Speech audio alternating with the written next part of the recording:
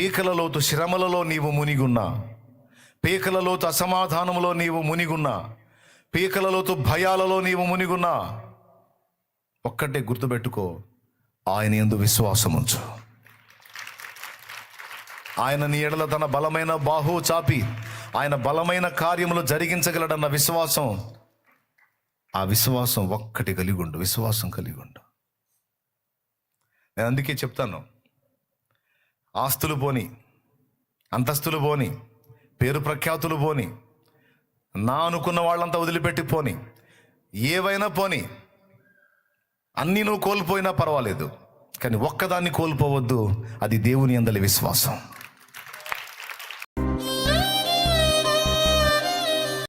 విశ్వాసం విశ్వాసం విశ్వాసం విశ్వాసంతో కొన్నిసార్లు మనం చేసేటువంటి ప్రయత్నాలు, వేసే అడుగులు చూసే వాళ్ళకి హాస్యాస్పదంగా, పిచ్చితనంగా కనిపిస్తాయి.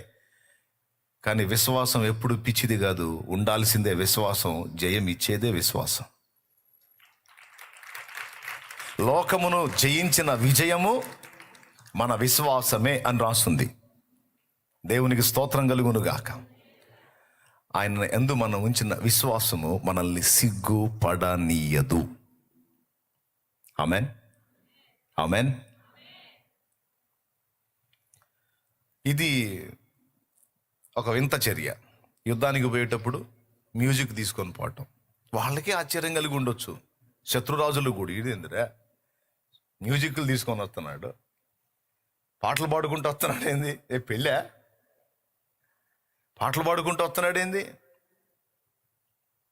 వాళ్ళకి ఆశ్చర్యం, ఈ టీంలో ఉన్న వాళ్ళకి ఆశ్చర్యం, మొత్తానికి పాడండి రా, పాటలే పాడండి, దేవుడు చూసుకుంటాడు. స్తుతిస్తూ ఉండండి, దేవుడే చూసుకుంటాడు. కృతజ్ఞతలు చెల్లిస్తూ ఉండండి, దేవుడే చూసుకుంటాడు. మన స్థాయికి తగ్గది మనం చూడవచ్చు, ఇబ్బంది లేదు. మనకి మించిన దాన్ని ఆయన పాదాలు పట్టుకోవడం తప్ప ఇంకా మనం ఏం చేయలేం. ఈ లైవ్లో ఉన్నవాళ్ళు, ఇక్కడ కూర్చున్నవాళ్ళు, పాపం బుధవారం చాలా పనులు ఉంటాయి.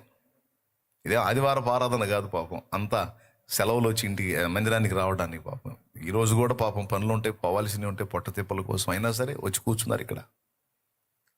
ఆ పొట్ట తిప్పల్ని కూడా పక్కన పెట్టి వచ్చి కూర్చున్నారు. అందుకే చెప్తున్నాను, మీకు ఉపయోగపడిద్దని. కొన్నిసార్లు విశ్వాసంతో మనం చేసే ప్రయత్నాలు, వేసే అడుగులు చూసే వాళ్ళకి అవి హాస్యాస్పదంగా అనిపించవచ్చు. కొన్నిసార్లు నువ్వు చేసే విశ్వాసపు ప్రయత్నాలు నీకే నవ్వు పుట్టించవచ్చు, కానీ నిజం జరుగుతుంది. అది దేవునికి మహిమ కలుగును గాక. యెహోషాపాతు ఎలా చేశాడా? హిజ్కియా రబ్షాకే అనేవాడు పెద్ద దండును వేసుకొని వచ్చాడు. సన్హెరీబ్ దగ్గర వర్క్ చేసేవాడు రబ్షాకే అనేవాడు, ఆ పెద్ద దండును వేసుకొని వచ్చాడు. ఆ దండు చూస్తే ఎంత పెద్ద జనం అంటే, ఇశ్రాయేలీయుల్ని పీస్ పీస్ చేస్తారన్నమాట, యూదుల్ని పీస్ పీస్ చేస్తారు. అంత పెద్ద గుంపది. లక్షల మందిని వేసుకొని వచ్చాడు దేవుని ప్రజల మీదకి. చాలా రాజ్యాలు జయించుకుంటూ వస్తున్నాడు. దేవుని ప్రజల మీద కూడా వచ్చాడు. వచ్చి వాడు లెటర్ రాశాడు. ఏంటిది ఆ లెటర్ అంటే, మేము జయించుచూ వచ్చిన రాజ్యపు రాజులు, వారు ఆరాధించిన దేవతలు వారిని రక్షించలేకపోయినాయి. మీ రాజైన హిజ్కియా నమ్ముకున్న యెహోవా కూడా మిమ్మల్ని రక్షింపలేడు నా చేతుల్లోంచి. మా దెబ్బకి మీ దేవుడే మిమ్మల్ని మా చేతికి అప్పగిస్తాడు. ఎందుకంటే మాకంత బలం ఉంది, మాకంత జనం ఉంది, లక్షల కాలు బలం ఉంది మాకు. ఇంత సమూహాన్ని వేసుకొని మీ మీదకి వచ్చినప్పుడు ఇంకా మీరు తప్పించుకోవటం అనేది కల్ల. కాబట్టి మీ రాజైన హిజ్కియా మాటలు మీరు నమ్ముకొనకుడి. హమాతు దేవతలు ఏమాయను, అర్బాదు దేవతలు ఏమాయను, యెహోవా మాత్రం ఏమి చేయను, మిమ్ములను మా చేతికి అప్పగించును. గనుక మర్యాదగా మాకు లొంగండి అని వాడు ఓ లెటర్ రాశాడు. పంపిస్తే అది హిజ్కియా తీసుకున్నాడు. తీసుకొని ఏం చేయాలా, మంది మార్బాలాన్ని సమకూర్చుకొని పెద్ద గుంపును ఆయన కూడా తయారు చేసుకొని అవసరమైతే సరే పక్కనున్న రాజ్యాల రాజుల దగ్గరికి పోయి వాళ్ళ సైన్యాన్ని కూడా కలుపుకొని ఆ రేంజ్కి తగ్గట్టు ఈయన కూడా సైన్యాన్ని ఒక రేంజ్లో సమకూర్చుకొని యుద్ధానికి పోవాలి. లెక్క జరగాల్సింది అది. కానీ హిజ్కియా అట్లాంటోడు కాదు. హిజ్కియా మనుషుల మీద, శరీరుల మీద ఆధారపడి యెహోవా మీద నుండి ఆత్మను తొలగించుకునే రకం కాదు. నరులను ఆశ్రయించి శరీరులను తనకు ఆధారము చేసుకొని యెహోవా మీద నుండి తన ఆత్మను తొలగించుకుని వాడు శాపగ్రస్తుడనుంది. అట్లాంటోడు కాదు హిజ్కియా. ఆ లెటర్ ఏదైతే వాడు రబ్షాకే పంపించాడో ఆ లెటర్ని అలాగూ దేవుని సన్నిధికి తీసుకెళ్ళిపోయి దేవా వాడు నీకు ఉత్తరం రాశాడు. అర్పాదు దేవతలాడిని ఏం చేయలేదట, హమాతు దేవతలాడిని ఏం చేయలేదట. అవి లేవు కాబట్టి ఏం చేయవు. నీవు ఉన్నవాడవు, నీవు సజీవుడవు, నీవు సర్వశక్తి గల దేవుడవు, నీవు సైన్యములకు అధిపతి యెహోవావు. వాడు ఎంత దమ్ముంటే నీకు లెటర్ రాశాడు చూసుకో. ఆడి మంది మార్బలం అది చూసుకున్నాడు. అవన్నీ చూసుకొని ఆడి జనాన్ని చూసుకొని ఆడు విర్రవీగుతున్నాడు. ఆడు నాకు లెటర్ రాశాడు. నాకు కాదు, నీకు రాశాడు. అదిగో చూడు, నేను నీ సన్నిధిని చదువుతున్నాను దాన్ని. నేను వెళ్ళి వాడితో యుద్ధం చేసి వాడిని గెలవలేను. అదిగో వాడు పంపించిన ఉత్తరం నీ చేతికి అప్పగిస్తున్నాను, నువ్వే చూడమని దేవుని మందిరంలోనికి వెళ్ళి ఉత్తరం అక్కడ పెట్టి ప్రార్థన చేస్తున్నాడు, ప్రభువుని స్తుతిస్తున్నాడు. ఒకసారి ఆలోచించండి. వచ్చినవాడు బలమైన రాజు, వచ్చినవాడు హిజ్కియా రాజు కంటే బలమైన రాజు, లక్షలాది మంది సైన్యాన్ని కలిగిన రాజు, చాలా బలవంతుడు వాడు. ఆ బలవంతుడైన వాడు తన మీదకి వస్తుంటే వాని కంటే బలమైన రాజాది రాజు దగ్గరికి పోయి కూర్చున్నాడు ఈయన. వాడిని ఎదిరించడానికి నాకు బలం చాలదు, కానీ దేవా నీకు వాడెంత, కాబట్టి నా రాజువైనా నీ దగ్గరకు వస్తున్నా, నేను చేతులు ఎత్తేసా, ఇప్పుడు యుద్ధం నువ్వు చేయాలి అంటే ఒక్కడిని పంపించాడండి దేవుడు. వాళ్ళు ఎంతమంది సైన్యం ఉన్నారో అంతమందిని పంపించలా. ఒక్కడిని పంపించాడు, దూతని. ఒక్క దూతను పంపించాడు. ఆడు ఎంతమందిని గుంపుని వేసుకొని వచ్చినా మావాడు ఒకటి చాలరా వాడికి అని ఒక్క దూతను పంపిస్తే 1000 మొదలుకొని తెల్లవారేసరికి 1,80,000 పైచిలుకు వ్యక్తుల్ని కొట్టేశాడు. ఆడి సైన్యాన్ని. పండుకున్న వాళ్ళు పండుకున్నట్టే, ఎక్కడోళ్ళు అక్కడ అవుట్. 1,85,000 ఇంచుమించు కొట్టేశాడు. తెల్లవారు లేచి చూస్తే అన్ని శవాలే, గుడారాల నిండా. వాళ్ళ సైన్యం అంతా శవాల దిబ్బైపోయింది. ఏ గుడారానికి పోయి కదిలిచ్చినా ప్రాణాలతో లేరు వాళ్ళు. దీన్ని ఏమందాం? ఇది విశ్వాసపు విజయం కాదా? యెహోషాపాతుది విశ్వాసపు విజయం కాదా? వాళ్ళు దేవుని మీద ఆనుకుని ఆయన యందు ఉంచిన విశ్వాసం వాళ్ళని సిగ్గుపరిచిందా? పరచడు. ఆయనకు మహిమ కలుగునుగా. మొత్తాడు అంతున్న తెల్లవారేసరికి ఏ సైన్యాన్ని చూసి విర్రవీగుతున్నాడో, మిడిసిపడుతున్నాడు. మొత్తితే మళ్ళా తెల్లవారేటప్పటికి ప్రాణాలు లేవు ఒక్కోడికి. శవాలు అయిపోయారు, శవాల దెబ్బలు. అడు చూడు, లేపుతాడు చూడు. ఏడున్నాడు రా లేవటానికి? అవుట్. అది ఏ గుడారంలో పోయి చూసినా లేదు, ఎవరిలో కూడా ప్రాణం లేదు. అట్లయిపోయారు. యుద్ధం జరగలా, ఏం లేదు. మళ్ళీ దేవదూత కొడితే అయిపోయారు అట్లా. ఒక్క దూతే మళ్ళా వాడు గుంపు సైన్యాన్ని, ఎంతమంది సైన్యం ఉన్నారో అంతమందిని పంపించాల దేవుడు, ఒక్కడనే పంపించాడు. చూడు ఎట్లా అయిపోయారు చూడండి. ఎందుకు ఈ విషయం చెప్తున్నానంటే, మన జీవన పోరాటంలో కావచ్చు, మన ముందున్నటువంటి మహాకూటాల పోరాటం కావచ్చు, మన ఆత్మీయ జీవితంలో ఎదురవుతున్న పోరాటాలు కావచ్చు, అన్నిట్లో విజయ రహస్యం ఒక్కటే, విశ్వాసం. ఆయన యందలి మన విశ్వాసం. జాగ్రత్త, చేతులు నొప్పులు పడతాయి, గట్టి కొట్టకూడదు. ఆయన యందలి మన విశ్వాసమే మన విజయ రహస్యం. నన్ను నమ్ముతున్నావా? అవును తండ్రి, నేనే నమ్ముతున్నా. నా వైపు చూడగలవా? నేను ఏ నరుడి వైపు చూడాల, నీ వైపే చూశాను.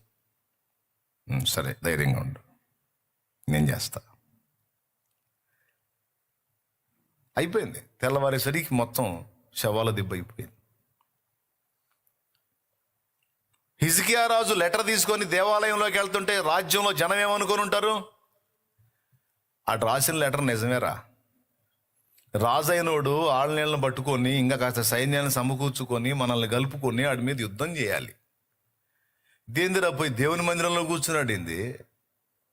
మందిరంలో కూర్చున్నాడేంది? ఆయన ఏం చేస్తాడు? ఏం చేస్తాడో చూపించాడు. ఇప్పుడు చెప్పండి, హమాతు దేవతలు ఏమాయను, అర్పాదు దేవతలు ఏమాయను, యెహోవా మాత్రం ఏమి చేయనండి? ఏమి చేశాడు? 1-2 కాదు శవాలు, 1,80,000 పైచిలుకు. అటు తీసుకెళ్ళటానికి కూడా లేదు. ఇక అక్కడ ఎక్కడే మట్టి అయిపోవాల్సిందే. ఎంత డేంజర్ అండి దేవుడితో, జీవం గల దేవుడితో ఎంత డేంజర్ అండి. నకరాలు చేయొద్దు దేవుని ముందు. దేవునికి స్తోత్రం, హల్లెలూయా, హల్లెలూయా. మొత్తితే ఇక మళ్ళీ నామరూపాలు కూడా ఉండవు. అట్లా చేస్తాడు ఆయన. మహారోషం గలవాడు. తనను ఆశ్రయించిన వారికి ఆయన కేడెము, బాణాలు తగలనివ్వడాయం.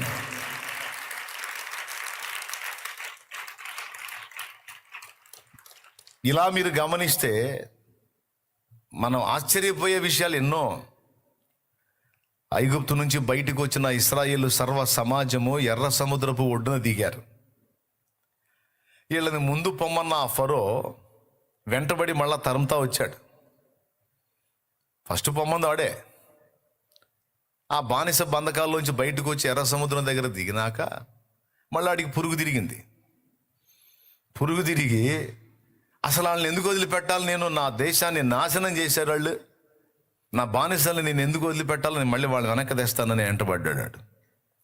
రథాలు, రౌతులు, గుర్రాలు, సైన్యాన్ని వేసుకుని వెంటబడ్డాడు. అల్లంత దూరంలో కనపడతా ఉన్నాయి ఫరో రథాశ్వాల, ఆ సైన్యం అంతా కనపడతా. మొత్తం ఇశ్రాయేలు సర్వ సమాజం మోషేకి వెళ్ళిపోయారు. మోషే, మోషే, ఐగుప్తులో మేము చస్తే మమ్మల్ని పాతి పెట్టడానికి స్థలము చాలదని సముద్ర తీరానికి తెచ్చావా? ఇప్పుడు ఎటు పారిపోవాలి? అదిగో వస్తున్నాడు ఫరో. వెళ్ళమంది వాడే ఇప్పుడు మళ్ళీ తరమటానికి వస్తున్నాడు. పారిపోయేదానికి లేదు ఇప్పుడు అవకాశం. ముందేమో సముద్రం, ఇంకా చేసేదేముంది? ఐగుప్తు రాజైన ఫరోకు దాసుల మగుదుము అని ఇక దుమ్మెత్తి పోసేవాళ్ళు, రాళ్ళు తీసుకున్నవాళ్ళు మోషే మీద. ఊరే పిచ్చోళ్ళారా, ఎంత తిక్కలోళ్ళరా మీరు! ఎన్ని కార్యాలు చూశారు ఇప్పుడు ఐగుప్తులో నా ప్రభు చేసిన కార్యాలు. మీరేమన్నా చేశారా? వాడు మిమ్మల్ని రిలీజ్ చేయటం అనేది చిన్న విషయమా? వాడు మిమ్మల్ని వదిలేశాడు అంటే ఎంత దెబ్బలు తగిలితే వదిలేశాడు వాడు. ఎలాంటి కార్యాలు చూశారు మీరు నా దేవుడు చేసిన కార్యాలు? అగ్ని వడగండ్లు కురిపించాడే, ఐగుప్తు నీళ్ళని రక్తంగా మార్చాడే, ఐగుప్తు మొత్తాన్ని 3 రోజులు అంధకారంలో ముంచెత్తాడే, మిడతల చేత, తెగుళ్ల చేత, గడ్డల చేత, పేనుల చేత చిత్రవద చేశాడే, జోరీగల గుంపు, కప్పల గుంపు చేత వాళ్ళకి నెమ్మది లేకుండా చేశాడే. మీ కళ్ళారా మీరు చూశారు. ఐగుప్తు సర్వ సమాజంలో ఇవన్నీ ఉన్నాయి, కానీ ఇశ్రాయేలు నివసించిన గోషన్లో ఇవి లేకుండా మీకు మాత్రం ఏమీ జరగకుండా మిగిలిన ఐగుప్తు మొత్తాన్ని హడావుడి చేశాడే. చివరకు ఐగుప్తీయుల ప్రథమ సంతతిని కూడా హతము చేశాడే. ఇన్ని కార్యాలు చేశాడే బలమైన బాహువు చాపి నా దేవుడు. ఎంత తేలిగ్గా మర్చిపోయారు మీరు ఆయన కార్యాలు. ఎలా మర్చిపోగలరు మీరు ఆయన కార్యాలు? మీరేమైనా ఇంత పని చేశారా? మిమ్మల్ని ఒట్టిగా కూర్చోబెట్టి ఈ పనులన్నీ దేవుడు చేశాడు. మీరు ఊరకయే ఉన్నారు, దేవుడు పనులన్నీ జరిగించి మిమ్మల్ని బయటికి తెచ్చాడు. మీరు ఎలా మర్చిపోవుదురు? ఇన్ని కార్యాలు చూసిన మీరు ఎందుకు భయపడుతున్నారు? ఎందుకు దిగులు పడుతున్నారు? ఎందుకు కంగారు పడుతున్నారు? మోషే ప్రశ్న. ఇవన్నీ ఎందుకు వీళ్ళకు సుత్తి? ఒకటే చెప్పాడు, ఇశ్రాయేలీయులారా కలవరపడకండి, మీరు ఊరకయే నిలుచుండి చూడండి, నేడు యెహోవా మీకు కలుగుజేయు రక్షణ. మీరు ఊరకనే నిలుచుండి చూడండి, ఈరోజు యెహోవాయే మన పక్షమున యుద్ధం చేస్తాడు. ఎలా చేస్తాడో చూడండి. మీరు ఊరకయే నిలుచుండి చూడండి. నేడు మీరు చూచుచున్న ఈ ఐగుప్తీయులను ఇక మళ్ళీ చూడరు. వాళ్ళకి సావు మూడింది. సావు మూడే తీసుకొచ్చాడు వాళ్ళని. మనల్ని చంపడానికి కదా వాళ్ళని తెచ్చింది. వాళ్ళని గాజేయటానికి తెచ్చాడు. వాళ్ళని రెచ్చగొట్టి వాళ్ళు అయిపోతారు. ఇప్పుడు వాళ్ళకి మూడింది సావు. అందుకే మళ్ళీ మనం వెంటబడ్డారు. జరిగేది మీరు ఊరక నిలిచుండి చూడండి అంటే, యుద్ధానికి సిద్ధపడండి అన్నా చెప్పకుండా మీరు ఊరకనే నిలబడి చూడండి అంటే ఏం చూడాలి? వాళ్ళు వచ్చి తనే చూడాలి. ఈ మోషే పలికిన ఈ విశ్వాసపు పలుకు ఇశ్రాయేలు సర్వ సమాజానికి ఆశ్చర్యాన్ని, హాస్యాన్ని కలిగించింది. కానీ మోషే చెప్పేదేంటి? విశ్వాసం. మీరు నమ్మండి, ఆయన బలవంతుడు. మీరు నమ్మండి, ఆయన సర్వశక్తి గలవాడు. నీ చేత కాలేదని దేవుని చేత కూడా కాదనుకోవద్దు. యెహోవా బాహువునకు అసాధ్యమైనది ఏమైనా కలదా? యెహోవాకు అసాధ్యమైనది ఏమైనా కలదా? ఏమీ లేదు. మీరు ఊరకనే నిలుచు. మీరేమి ఒక ఈటె కానీ, బాణం కానీ, బరిస కానీ ఎవ్వడు పట్టాల్సిన అవసరం లేదు. నేడు యెహోవా మీకు కలుగు చేయు రక్షణను మీరు ఊరకయే నిలుచుండి చూడండి. చేతనైతే స్తుతించండి, అంతే. ఈ మాట పలికాడో వాళ్ళు దాటి రాకుండా ఆ దరిద్రులు అప్పుడన్నా వెనకపోవద్దు. వాళ్ళ దేవుడు వాళ్ళ పక్షాన ఉన్నాడురా, మనల్ని ముప్పు తిప్పలు పెట్టాడు, చావు తప్పి కన్ను లొట్టబోయి బతికి బయటపడ్డాము, మళ్ళీ ఎందుకు రాళ్ళు జోలని వాళ్ళకి ఆలోచన కలగొద్దు. అటుపక్క వాళ్ళని అడ్డగించాడు. ఇటుపక్క మోషే సముద్రం వైపు తన చేతులు ఎత్తినప్పుడు ఆ సముద్రం 2 పాయలుగా చేసేసాడు దేవుడు. 2 పాయలు అయిపోయింది. చూడండి, ఇశ్రాయేలు సర్వ సమాజము చూచుచుండగా సముద్రము 2గా విభాగింపబడింది. దేవునికి స్తోత్రం కలుగునుగాక. హల్లెలూయా.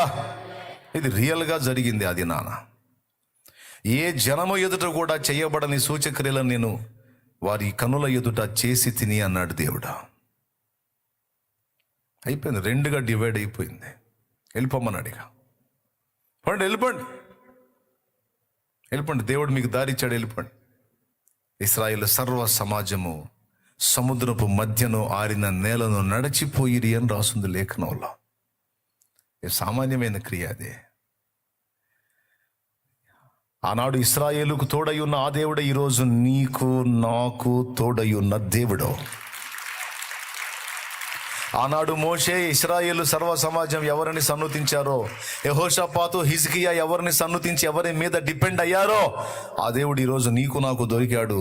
ఈరోజు నీకు నాకు ఆయనే దేవుడు. వారి దేవుడే నా దేవుడు, వారి దేవుడే నీ దేవుడు.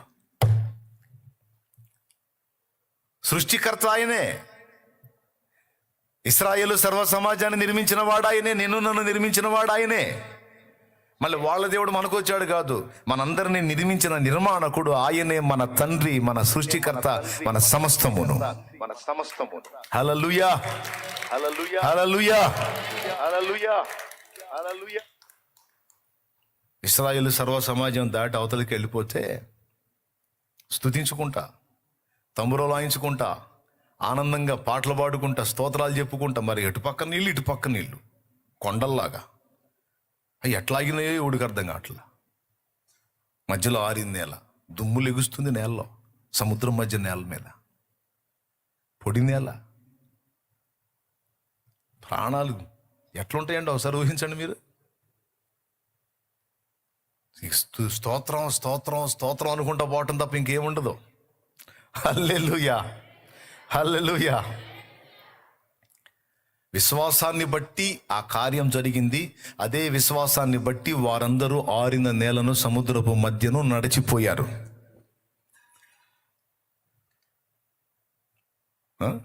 వాళ్ళు విశ్వాసాన్ని బట్టి నడిచిపోయారు. నీళ్లు వాళ్ళని ఏం చేయలే. అవిశ్వాసులు వచ్చారు వీళ్ళని చూసి. వాళ్ళు వచ్చి ఆ నీళ్ల మధ్యలో వాళ్ళు కూడా వాళ్ళని తరవటానికి ట్రై చేస్తే బాగా నడి మధ్యకి రానిచ్చి దేవుడు మోషేతో మాట్లాడుతున్నాడు, మోషే ఆ 2 పాయలు తిరిగి కలుసుకున్నట్లు నీ చేయి చాపమన్నాడు సముద్రం వైపు. కర్రనెత్తి సముద్రం వైపు చేయి చాపినప్పుడు వాళ్ళ ఐగుప్తు సర్వ సేనలను అదుగో చూడు ఎలా ముంచేస్తాడో చూడు, అవుట్, అదుగో కలిపేశాడు మొత్తం. చూడండి కలిసిపోతుంది మళ్ళా సముద్రం. తన ప్రజలకు అదే సముద్రం దారిస్తే తన ప్రజలను వేధించిన వారిని అదే సముద్రం ముంచి పడేసింది, అవుట్. విశ్వాసాన్ని బట్టి ఇదంతా. ఎర్ర సముద్రము నీ ఆజ్ఞ మేరకు రహదారిగా మారగా, ఎర్ర సముద్రము నీ ఆజ్ఞ మేరకు రహదారిగా మారగా, దాటిరే నీ జనులు బహుక్షేమముగా, ఆ జలములలోనే శత్రు సైన్యము మునిగిపోయెనే, ఆ జలములలోనే శత్రు సైన్యము మునిగిపోయెనే. కృపా సత్య సంపూర్ణుడా సర్వలోకానికే చక్రవర్తివి నీవే యేసయ్యా, సర్వలోకానికే చక్రవర్తివి నీవే యేసయ్యా, నా సన్మానానికే మహనీయుడవు నీవేనయ్యా, మహనీయుడవు నీవేనయ్యా. దేవునికి మహిమ. ఏందండి అంత నీరసంగా చెబుతున్నారా? ఏది ఇంకోసారి గట్టిగా చెప్పండి. అది విశ్వాసం ఎంత పని చేసిందండి. నాకు తెలిసి మోషేని మొత్తం పిచ్చోడు అనుకుని ఉండాలి ఆ రోజు. అరే మీరు ఊరకనే నిలబడమంటాడు, మీరేం చేయొద్దు అంటాడు, దేవుడే చూసుకుంటాడు అంటాడు. ఏం చూసుకుంటాడు దేవుడు? వాడు వచ్చాడు దగ్గరికి, అటు చేసేస్తాడు, వాడు చంపేస్తాడు అని వీళ్ళు టెన్షన్. మోషేకి తెలుసు కదా, ఎందుకంటే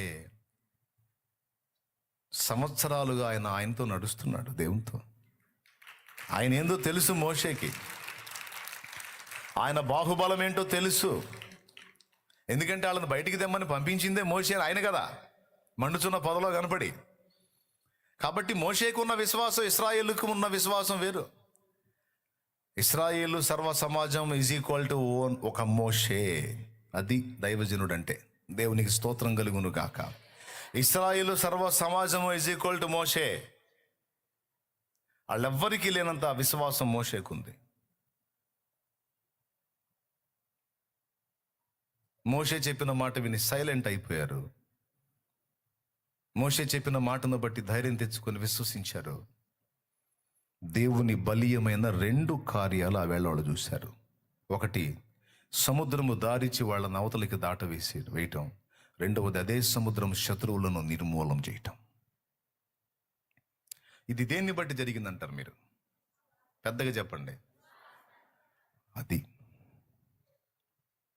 మన హృదయంలో మనం కలిగి ఉండేటువంటి కొద్దిపాటి విశ్వాసము ఎలాంటి కార్యాలను సాధించగలుగుతుందో మనం ఎరిగిన వారమై ఉండాలి. యెహోషాపాతు చేసిన పని సమాజానికి పిచ్చి పని, కానీ అది యెహోషాపాతుకు జయం తెచ్చిన పని. హిజ్కియా చేసిన పని సమాజానికి పిచ్చి పని, కానీ హిజ్కియాకు జయము తెచ్చిన పని. మోషే చెప్పిన మాట ఇశ్రాయేలు సర్వ సమాజానికి వెర్రి మాటలాగా అనిపించింది, కానీ అది విశ్వాసాన్ని బట్టి పలికిన మాట. అది ఇశ్రాయేలును కాపాడింది. ఒకవేళ మోషే కూడా వాళ్ళలాగా భయభ్రాంతులకు గురైతే దేవుని శక్తి అక్కడ పనిచేసేది కాదు. అవిశ్వాసం ఉన్న దగ్గర దేవుని శక్తి పనిచేయదు. ఎక్కడ విశ్వాసం ఉంటుందో అక్కడ దేవుని బలమైన బాహువు పనిచేస్తుంది. ఎక్కడ విశ్వాసం ఉంటుందో అక్కడ మాత్రమే దేవుని శక్తి పనిచేస్తుంది. ఎక్కడ అవిశ్వాసం ఉంటుందో అక్కడ దైవ శక్తి పనిచేయదు. అందుకే అన్నిసార్లు వాక్యంలో రాయించాడు, విశ్వాసం ఉంచండి, విశ్వాసం ఉంచండి, విశ్వాసం ఉంచండి, విశ్వాసం ఉంచండి, విశ్వాసం ఉంచండి అని అన్నిసార్లు ఎందుకు గ్రంథంలో రాయించాడో తెలుసా? విశ్వాసం లేని దగ్గర దైవశక్తి పని చేయదు. ఎక్కడ విశ్వాసం ఉంటుందో అక్కడ దేవుని శక్తి పనిచేస్తుంది. ఆయన శక్తి మన మీద పని చేయనట్లు, మన ఎడల పని చేయనట్లు ఆయన మనకు ముందు చెప్పే మాట విశ్వసించు, విశ్వసించు, విశ్వసించు, విశ్వసించు. అలాంటి విశ్వాసము ద్వారా ఎన్నో విజయాలను నా జీవితంలో నేను అనుభవించాను. ఈ 3 ఉదంతాలు మీకు సరిపోతే ఇంకా బోలెడన్ని ఉన్నాయి. బైబిల్ నిండా విశ్వాసపు గాథలే, బైబిల్ నిండా విశ్వాసపు విజయాలే. ఈరోజు నీకు నాకు సందేహం అక్కర్లేదు. పీకల లోతు శ్రమలలో నీవు మునిగున్నా, పీకల లోతు అసమాధానములో నీవు మునిగున్నా, పీకల లోతు భయాలలో నీవు మునిగున్నా, ఒక్కటే గుర్తుపెట్టుకో, ఆయన యందు విశ్వాసం ఉంచు. ఆయన నీ ఎడల తన బలమైన బాహువు చాపి ఆయన బలమైన కార్యములు జరిగించగలడన్న విశ్వాసం, ఆ విశ్వాసం ఒక్కటి కలిగి ఉండు, విశ్వాసం కలిగి ఉండు. నేను అందుకే చెప్తాను, ఆస్తులు పోని, అంతస్తులు పోని, పేరు ప్రఖ్యాతులు పోని, నా అనుకున్న వాళ్ళంతా వదిలిపెట్టి పోని, ఏవైనా పోని, అన్నీ నువ్వు కోల్పోయినా పర్వాలేదు, కానీ ఒక్కదాన్ని కోల్పోవద్దు, అది దేవుని యందలి విశ్వాసం.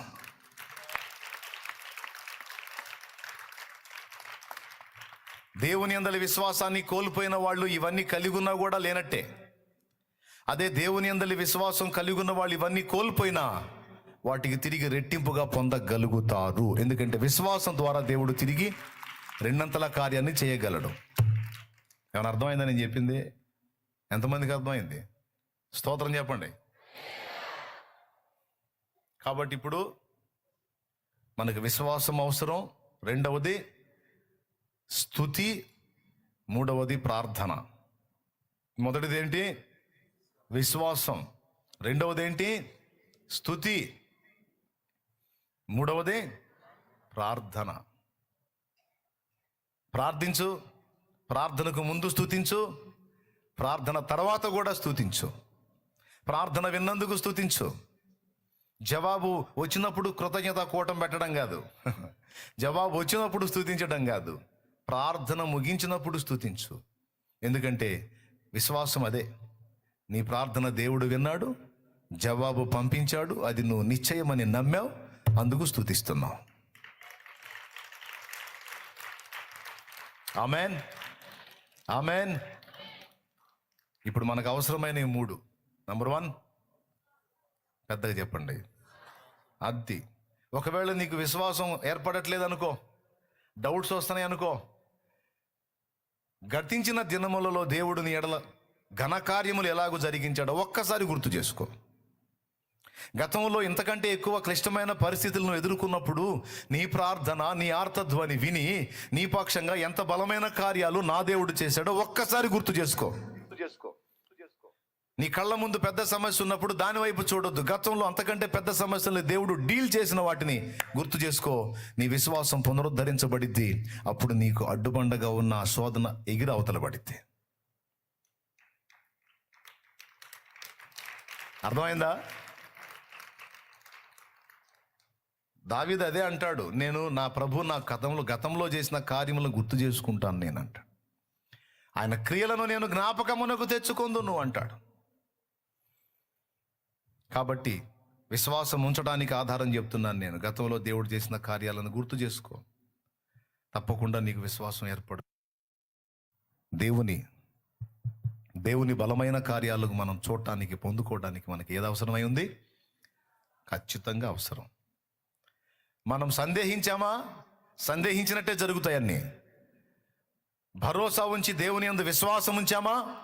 ఆ విధమైన కార్యాలనే మనం చూస్తాం. కాబట్టి నానా విధములైన అనుమానాలను, సందేహాలను పుట్టిస్తున్న సాతాను కుట్రలను ఎరిగిన వారమై వాటిని అడ్డగించి దేవుని యందలి విశ్వాసాన్ని మనం చేపడదాం. రెండవది ఏం చేద్దాం? ప్రార్థిద్దాం. ప్రార్థనకు ముందు స్తుతిద్దాం, ప్రార్థన తర్వాత కూడా స్తుతిద్దాం. ప్రార్థించినప్పుడు దేవుని కార్యాలు ఇంకా చూడగలుగుతాం. హల్లెలూయా. ఇప్పుడు పాడదాం, స్తుతిద్దాం. ఈ విషయాన్ని మీరు తేటగా గ్రహించగలిగితే పెద్ద ప్రసంగమేం అక్కర్లేదు. ఇప్పుడు స్తుతి తర్వాత ప్రార్థనతో మనం ముగించుకొని గ్రౌండ్లోకి వెళ్ళి పరిచర్య చేయొచ్చు. ఏమంటారు? అది ఇప్పుడు నాతో కలిసి పాడండి, స్తుతించండి. సైన్యములకు అధిపతి నీకే గనా స్తుతి.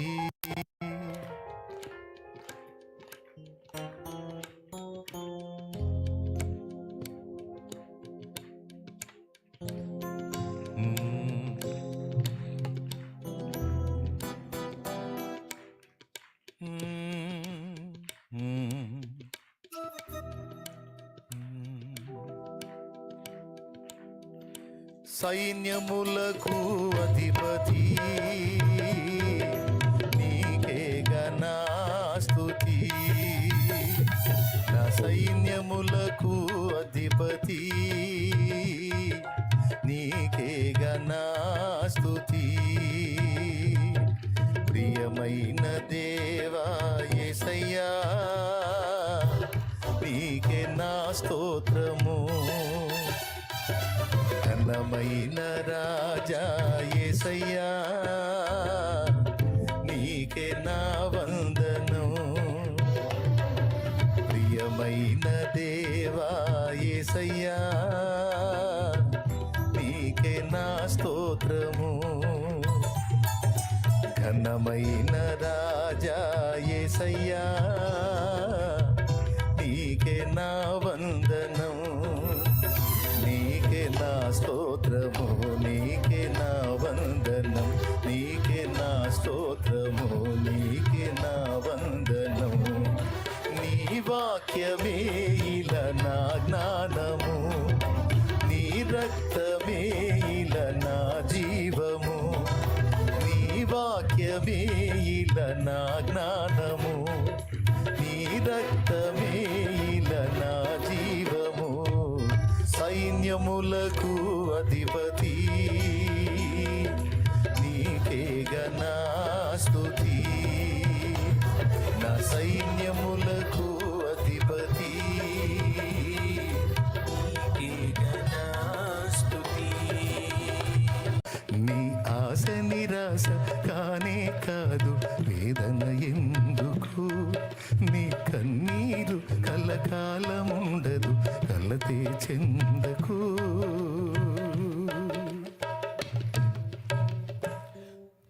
వేదన కలిగినప్పుడు మనకు తెలిసింది ఒకటే, మనం చేయాల్సింది ఒకటే, విశ్వాసంతో ఆయన వైపు చూసి ప్రార్థన చేయటం, చేసి స్తుతించటం. ఇప్పుడు ఆ పని చేద్దాం మనం. మీరెవరెవరు ఏ సమస్యతో ఇక్కడికి వచ్చారో, ఎలాంటి వేదనలో ఉన్నారో నాకు తెలియదు, నా తండ్రికి తెలుసు. మీ పర్సనల్ అది మీకు తెలుసు. కానీ నేను ఒకటి ఎరుగుతున్నాను, ఆయన సన్నిధిని మన మోకాళ్ళుని చేసిన ప్రార్థన ఆయన సన్నిధిలో వినబడుతుంది. తగిన కాలం ముందు తప్పకుండా జవాబు వస్తుంది. కొన్నిసార్లు ప్రార్థన చేసి మనం మర్చిపోతాం, కానీ ప్రార్థనలు విన్న దేవుడు మర్చిపోడు. మన కన్నీటిని తన బుడ్డిలో దాచుకుంటాడని 56వ కీర్తన 8వ వచనంలో ఉంది. పుస్తకంలో రాసుకుంటాడట మన కన్నీటిని. మనం ఏడ్చినప్పుడు ఎంత ఏడుస్తామో మనకు తెలియదు, కానీ మన కన్నీళ్ళన్నీ ఆయన తన బుడ్డిలో దాచుకుంటాడంట. నేను కాదు, వాక్యం చెప్పింది ఆ మాట. 56వ కీర్తన 8లో, నా సంచారములను నీవు లెక్కించి ఉన్నావు, నా కన్నీళ్లు నీ బుడ్డిలో నుంచబడి ఉన్నవి, అవి నీ కవిలలో కనబడును కదా అన్నాడు. కవిల అంటే పుస్తకం. పుస్తకంలో రాసుకుంటాడంట మన ప్రార్థనలు, మన కన్నీళ్ళు. తప్పకుండా వాటికి జవాబిస్తాడు. ఏడ్చే మనకు తెలియదు ఎన్ని కన్నీళ్లు గార్చామో, కానీ ఎన్ని గార్చామో ఆయనకి తెలుసు. ఏ సమస్య కోసం ఎంత ఏడ్చామో, దేన్ని బట్టి ఎంత కుమిలిపోయామో ఆయనకి తెలుసు. ఈ మొత్తం రాయబడతాయని దేవుని వాక్యం చెప్తుంది. కాబట్టి మోకాళ్ళుని కన్నీళ్లతో మొర్ర పెట్టడం, దేవుడు వాటిని గై కొన్నాడని నమ్మి మనసారా స్తుతించటం. నా ప్రార్థనలు విన్నందుకు నీకు స్తోత్రము తండ్రి అని కృతజ్ఞతలు చెప్పటమే మన బాధ్యత. చెప్పండి, వ్యతిరేకంగా ఆలోచించుకుంటారా? వ్యతిరేక ఆలోచనలు రాణిస్తారా? అలాంటి కీడుకరమైన ఆలోచనలు వచ్చినప్పుడు సాతానా యేసు నామములో ఆజ్ఞాపిస్తున్నాను, వెళ్ళ, నా దేవుడు నాకు తోడై ఉన్నాడు. అలా జరగదు. నా దేవుడు నన్ను కాపాడుతాడు, నా పిల్లల్ని కాపాడుతాడని వాడిని గద్దించి, నా దేవుడు నా వారిని కూడా సంరక్షించగలడని, ఏ విషయంలో నెగిటివ్ థాట్స్ వస్తున్నాయి ఆ విషయంలో నువ్వు పాజిటివ్గా దేవుని బట్టి పలకాలి, అదే విశ్వసించాలి.